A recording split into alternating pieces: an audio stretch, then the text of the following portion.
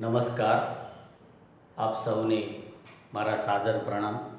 વાલા વિદ્યાર્થી મિત્રો, વિડીયો દ્વારા તમે ઘરે બેસી અને સરસ રીતે ભણી રહ્યા છો. તો વાલા વિદ્યાર્થી મિત્રો, આપણે ધોરણ 11 આંકડાશાસ્ત્રમાં 5મું પ્રકરણ જે છે આવૃત્તિ વિતરણ એની વિષમતા, એનો આપણે અભ્યાસ કરી રહ્યા છીએ. અને એમાં આપણે સ્વાધ્યાય, જે એનું પહેલું સ્વાધ્યાય છે, સ્વાધ્યાય 5.1, એના દાખલા જે છે એ કાલ પિયર્સનની જે પદ્ધતિ છે એ પ્રમાણે આપણે ગણી રહ્યા છીએ. તો વિડીયો દ્વારા તમે છેલ્લે આપણે સ્વાધ્યાયની અંદર બીજો જે દાખલો છે અસતત આવૃત્તિ વિતરણનો, એ આપણે ગણ્યો હતો. તો આજે આપણે આગળ ત્રીજો દાખલો જે છે એ આજે આપણે ગણીશું. તો તમારું જે પાઠ્યપુસ્તક છે એમાં પેજ નંબર 196 પર તમે જુઓ, એમાં ત્રીજો દાખલો જે છે એ આપણને આપેલો છે. તો એ દાખલાની રકમ આપણે જોઈ સમજી અને એ દાખલો આજે આપણે કાલ પિયર્સનની જે પદ્ધતિ છે એ પ્રમાણે ગણીશું. તો આપણે સ્વાધ્યાય જુઓ 5.1, એમાં આપણે દાખલા નંબર 3 છે જુઓ, અને કાર્લ પિયર્સન જે છે એની પદ્ધતિ પ્રમાણે આપણે એમાં દાખલા જે છે એ ગણી રહ્યા છીએ. તો એની રકમ જે છે એ આપણે સૌ પ્રથમ જોઈએ. તો રકમની અંદર આપણને કીધું છે કે એક પ્રકારના કાર્યને પૂરું કરવા માટે જો કામદારે લીધેલ સમયગાળો એ પૂર્ણ મિનિટમાં એની માહિતી આપણને આપેલી છે. એટલે કે એણે લીધેલ સમયગાળો મિનિટમાં છે, એટલે એના વર્ગો આપેલા છે. જો 5 થી 9, પછી 10 થી 14, એટલે આપણને વર્ગો આપેલા છે એ અનિવારક વર્ગો આપણને આપેલા છે. 5 થી 9 એટલે જે 5 થી 9નો જે વર્ગ છે એમાં આપણે જે ચલ કહેવાય એ 5, 6, 7, 8 અને 9 એમ કુલ 5 સંખ્યાઓ એમાં સમાયેલી છે. એટલે એની વર્ગ લંબાઈ આપણે 5 થશે. તો એ રીતે 5-5ની સમાન વર્ગ લંબાઈવાળા વર્ગો આપણને આપેલા છે. તો વર્ગ લંબાઈ તો આમાં સમાન છે. પછી કામદારોની સંખ્યા આપણને જે આવૃત્તિ આપેલી છે, અને નીચે આપણને કીધું કે આ માહિતી પરથી કાલ પિયર્સનની પદ્ધતિથી વિષમતા શોધો અને એનું અર્થઘટન કરો. તો આપણે જે દાખલાની રકમ જોઈ, તો આપણને સતત આવૃત્તિ વિતરણ આપેલું છે, વર્ગો આપેલા છે, એટલે એને સતત આવૃત્તિ વિતરણ કહેવાય. તો હવે એ રીતે આપણે કાલ પિયર્સનની પદ્ધતિથી વિષમતા જે શોધવાનો છે. તો રકમમાં આપણે જોયું કે જે વર્ગો આપેલા છે એની વર્ગ લંબાઈ છે એ સમાન છે. અને સૌથી મોટી આવૃત્તિ આપણે જોઈએ તો 8, એ આપણને એક જ વાર આપેલી છે સૌથી મોટી આવૃત્તિ, એટલે એનો બહુલક પણ શક્ય છે. તો આ રીતે આપણે પહેલાં દાખલાને સમજી લેવાનું. જે વર્ગો આપેલા હોય તો એની વર્ગ લંબાઈ જોઈ લેવાની. જો વર્ગ લંબાઈ અસમાન હોય તો એ વિષમ આવૃત્તિ વિતરણ કહેવાય. તો આપણે એની વર્ગ લંબાઈ અસમાન હોય તો એનો બહુલક અશક્ય હોય. તો એ રીતે આપણે સમજી અને બહુલક જો અશક્ય હોય તો પછી કાલ પિયર્સનનું આપણે મધ્યસ્થવાળું જે વૈકલ્પિક સૂત્ર છે તો એ પ્રમાણે આપણે ગણતરી કરવી પડે. પણ અહીંયા તો આપણે બહુલક શક્ય છે, કારણ કે સૌથી મોટી આવૃત્તિ પણ આપણને એક જ વાર આપેલી છે. જો સૌથી મોટી આવૃત્તિ 2 વાર આપેલી હોય તો પણ બહુલક અશક્ય કહેવાય.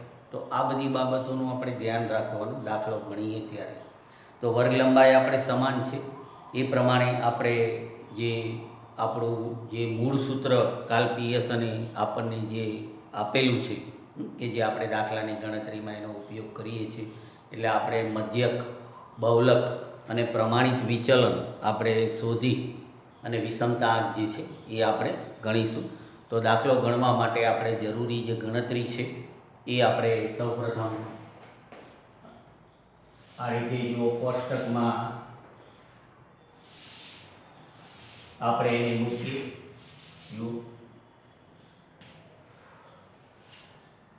તો સૌપ્રથમ જો આપણે જે વર્ગો આપણને આપેલા છે, સમયગાળો એના જે વર્ગો આપણને આપેલા છે, સમયગાળો એ પ્રમાણે વર્ગો આપણને જે આપેલા છે એ આપણે લખીશું. પછી એની આવૃત્તિ, પછી વર્ગો આપેલા છે એટલે આપણે એની મધ્ય કિંમત મેળવીશું. જુઓ એક્સઆઈ જે કહેવાય, એના આધારે આપણે એફઆઈએક્સઆઈ કરીશું અને પછી આપણે એફઆઈએક્સઆઈનો વર્ગ જે છે, તો આ રીતે આપણે ખાના જે છે એ રાખવા પડશે. તો સૌથી પહેલું આપણે વર્ગો જે આપણને આપેલા છે દાખલાની અંદર, એ વર્ગો આપણે સૌથી પહેલાં લખી. જુઓ સમયગાળા પ્રમાણે પહેલો વર્ગ આપણે જુઓ 5 થી 9 છે, પછીનો વર્ગ આપણે 10 થી 14, પછી આપણે 15 થી 19, પછી 20 થી 24 અને 25 થી 29. આપણને આ રીતે જુઓ સમાન વર્ગ લંબાઈવાળા આપણને કુલ 5 વર્ગો આપેલા છે. તો એ વર્ગો આપણે લખ્યા. હવે આપણે એની જે આવૃત્તિ આપણને આપી છે, ગ્રાહકોની સંખ્યા, ગ્રાહકો જે છે એની આવૃત્તિ એટલે કે એફઆઈ. તો આવૃત્તિ આપણે લખીએ એ છે આપણે જુઓ 3, 8, 4, 2 અને 1 એની આવૃત્તિ છે. તો એ રીતે આપણે આવૃત્તિ જે છે એ લખી. તો વર્ગો અને આવૃત્તિ આપણે લખી છે. આવૃત્તિ જે છે એનો આપણે કુલ સરવાળો કરી એટલે આપણને એન જે છે એની કિંમત આપણને મળશે. એટલે આવૃત્તિ છે જુઓ એનો કુલ સરવાળો આપણે એન બરાબર 8 ને 3 11 ને 4 15 ને 3 18 બરાબર. એટલે આવૃત્તિનો કુલ સરવાળો આપણે એન બરાબર 18 આપણને મળશે. હવે જે વર્ગો છે, સતત જ્યારે આવૃત્તિ વિતરણ હોય અને આપણે એનો મધ્યક શોધવાનો હોય કે બહુલક અને પ્રમાણિત વિચલન આપણે 3 માપ શોધવાના છે. તો એના માટે જે જરૂરી ગણતરી આપણે કરવી પડે, તો જે વર્ગો આપેલા છે એની મધ્ય કિંમત આપણે મેળવીશું. તો વર્ગોની મધ્ય કિંમત આપણે મેળવીએ એક્સઆઈ. વર્ગોની મધ્ય કિંમત આપણે એક્સઆઈ તરીકે મેળવીએ કે જે આપણે મધ્યક શોધવા માટે, પ્રમાણિત વિચલન શોધવા માટે આપણને ઉપયોગી થશે. તો સૌથી પહેલો વર્ગ આપણે જુઓ 5 થી 9 છે એટલે એનો સરવાળો આપણે 14 થાય. 14ને આપણે 2 વડે ભાગી, મધ્ય કિંમત એટલે વર્ગ જે હોય એની નીચલી સીમા અને ઉપલી સીમા એનો સરવાળો અને એને 2 વડે ભાગી એટલે 14ને આપણે 2 વડે ભાગીએ તો પહેલી મધ્ય કિંમત આપણને 7 મળશે. પછી આપણે વર્ગ લંબાઈ તો બધા વર્ગોની સમાન જ છે એટલે ત્યાર પછીની વર્ગ લંબાઈ આપણે જે વર્ગ લંબાઈ આપણી 5 છે એ આપણે ઉમેરતા જઈએ. તો 7 અને 5 12, 12 અને 5 આપણે 17, 17 અને 5 22 અને 22 અને 5 27. તો એ રીતે આપણને મધ્ય કિંમત જે છે એ દરેક વર્ગ જે છે એની મધ્ય કિંમત આપણે એ રીતે મેળવી. તો હવે આપણે આગળ એફઆઈએક્સઆઈ કરી. તો પહેલાં આપણે એફઆઈએક્સઆઈ જે મધ્યક અને એ માપ શોધવા માટે આપણે ઉપયોગી થશે. એટલે જુઓ એફઆઈએક્સઆઈ એટલે આપણે 7 ગુણ્યા 3 એટલે જુઓ 21, 12 ગુણ્યા 8 એટલે આપણે 96, જુઓ 17 ગુણ્યા 4 એટલે એ આપણે 61 થશે. પછી 22 ગુણ્યા 2 એટલે 44 અને 27 એકા 27. તો આ રીતે આપણે એફઆઈએક્સઆઈ જે છે 17 ચોક આપણે જુઓ 68 થશે. તો એ રીતે આપણે એફઆઈએક્સઆઈ જે છે એ આપણે મેળવી. તો હવે એનો આપણે સરવાળો કરી એફઆઈએક્સઆઈનો. જુઓ કે 21 વત્તા 96 વત્તા 68 વત્તા આપણે 44 વત્તા 27 એટલે 256 એનો સરવાળો આપણને મળે છે. હવે આપણે આગળ એફઆઈએક્સઆઈનો વર્ગ આપણે કરીશું. એફઆઈએક્સઆઈનો વર્ગ એટલે કે એફઆઈએક્સઆઈ ગુણ્યા એક્સઆઈ આપણે થશે. તો જે એફઆઈએક્સઆઈ આપણે મેળવ્યું છે અને એક્સઆઈ એની બાજુમાં જ છે તો એનો આપણે વર્ગ બંનેનો ગુણાકાર કરીએ. તો જુઓ 21 ગુણ્યા 7 એટલે 7 એકા 7 અને 7 દુ 14 એટલે 147 થશે. 7 ગુણ્યા 7 એટલે 7 7 એટલે 147 એટલે 147 એટલે પછી આપણે છે જુઓ 12 ગુણ્યા 96, તો એની કિંમત આપણે 1152 આપણને મળે છે.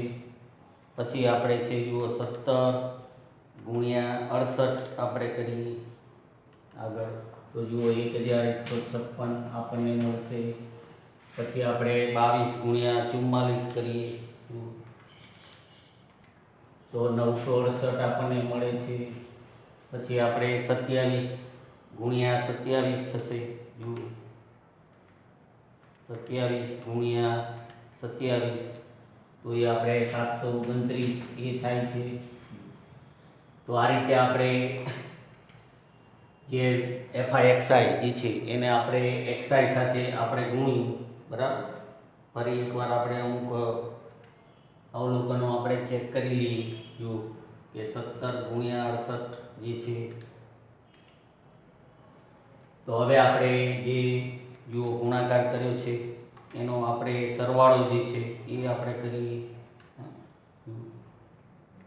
તો આનો સરવાળો જે છે એ આપણે થશે જુઓ 147 વત્તા 1152 વત્તા જુઓ 1156 વત્તા 968 વત્તા 729, તો એ આપણે 4152 આપણે થશે સરવાળો એનો, બરાબર.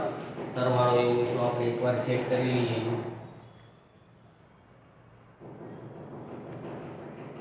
4152 એનો સરવાળો છે. હવે આપણે જે બધા માપ મેળવવાના છે, જો તો એમાં આપણે સૌથી પહેલું મધ્યક આપણે મેળવીએ. મધ્યક જે છે x બાર, એટલે આપણે એનું સૂત્ર આવશે જુઓ સિગ્મા FI/XI ભાગ્યા n, સીધી રીતનું સૂત્ર. તો સિગ્મા FI/XI ભાગ્યા n એટલે સિગ્મા FI/XI આપણે 256 છે, એના ભાગ્યા આપણે 18, મધ્યક આપણને એ રીતે મળશે. એટલે જુઓ 256 ભાગ્યા 18 એટલે 14.22 જે છે એ આપણને મધ્યક મળે છે. 14.22 મધ્યક આપણને મળશે. પછી આપણે બીજું માપ આપણે જુઓ બહુલક શોધવાનું છે. બહુલક એમાં આપણે શોધી, તો બહુલકમાં આપણે પહેલા બહુલક વર્ગ નક્કી કરવાનો, કારણ કે આપણે સતત આવૃત્તિ વિતરણ છે, એટલે બહુલક વર્ગ આપણે નક્કી કરીએ. તો બહુલક વર્ગ આપણો જે છે એ સૌથી મોટી આવૃત્તિ જે છે એની સામેનો વર્ગ આવે બહુલક વર્ગ. તો સૌથી મોટી આવૃત્તિ જો આપણે 8 છે, તો 8ની સામેનો જે વર્ગ છે એ આપણે બહુલક વર્ગ આવશે. જુઓ 10 થી 14 આપણો બહુલક વર્ગ 10 થી 14, પણ અહીંયા વર્ગો આપણને અનિવારક આપેલા છે, તો આપણે જે એની અધઃસીમા જે મેળવી તો એને આપણે નિવારક વર્ગમાં ફેરવવો પડશે. તો એ રીતે આપણે 10 થી 14 છે તો એને આપણે નિવારક વર્ગમાં ફેરવી તો 9.5 માઇનસ 14.5 આવશે. એટલે જે 10 છે એમાંથી આપણે 0.5 બાદ કરવાના અને 14 છે એમાં 0.5 ઉમેરવાના, કારણ કે જે વર્ગો આપણને આપેલા છે એની વચ્ચેની જે સીમાઓ છે એનો તફાવત આપણે 1 છે. 9 પછી 10 આવે, 14 પછી 15 આવે, એટલે એનો તફાવત 1 છે, એટલે 0.5નો તફાવત આપણે લઈ અને એ રીતે જો નિવારક વર્ગ આપણે મેળવ્યું. તો નિવારક વર્ગ આપણે મેળવ્યું એ પ્રમાણે હવે આપણે આપણો આ જે વર્ગ છે એ પ્રમાણે આપણે આપણું જે બહુલકનું જે સૂત્ર છે, FM વાળું જે સૂત્ર છે તમને ખ્યાલ જ હશે, તો એ રીતે આપણે એની સૂત્રની જુદી જુદી જે કિંમતો એમાં આપણે મૂકવાની થાય. હવે બહુલક એમનું આપણે સૂત્ર મૂકી જો કે L પ્લસ ઉપર આપણે FM માઇનસ F1, નીચે આપણે 2FM માઇનસ F1 માઇનસ આપણે F2 ગુણ્યા આપણે C. તો હવે સૂત્ર પ્રમાણે આપણે કિંમતો મૂકીએ તો L બરાબર આપણે 9.5, પછી આપણે FM F1 જે છે એટલે આપણે જે બહુલક વર્ગની આપણી આવૃત્તિ છે એ આપણે જો FM ગણાશે, આ આપણે F1 અને આ આપણે F2.